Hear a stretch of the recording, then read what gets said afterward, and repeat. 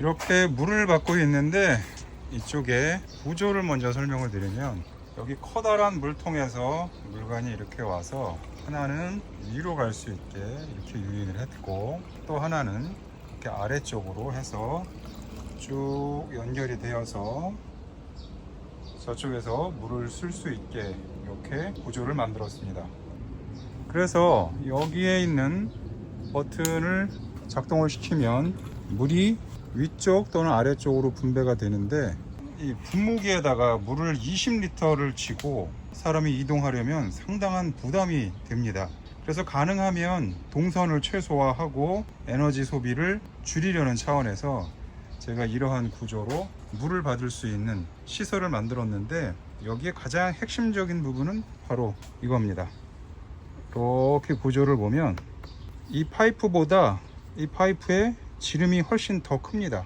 이게 어떤 용도로 쓰이느냐 하면, 물을 받을 때 여기 20리터짜리 분무기를 사용하기도 하고, 그리고 이쪽에 있는 10리터짜리 분무기를 사용할 때도 있는데, 이렇게 보면 20리터짜리 분무기보다 높이가 상당히 낮은 것을 확인할 수가 있습니다. 대략 한 15cm 정도 높이가 낮습니다. 그래서 이렇게 20리터짜리 통에다 물을 받을 때는 그럭저럭 받을 수가 있습니다. 하지만 10리터짜리나 그거보다 작은 통에다가 물을 받을 때는 낙차 때문에 물이 튀어서 대단히 불편합니다.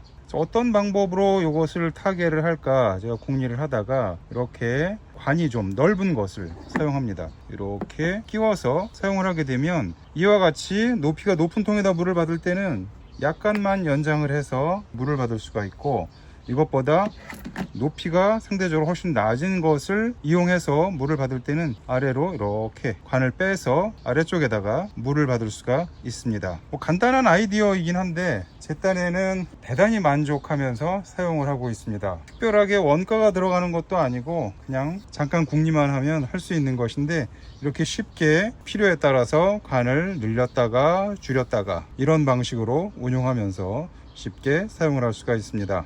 말씀드린 바와 같이 통의 높이가 높을 때는 이 호스를 위쪽으로 해서 사용을 하면 되고, 반면에 이와 같이 통의 높이가 낮을 때는 이렇게 호스를 밑으로 쭉 빼주면 아주 간단하게 이 문제를 해결할 수가 있습니다.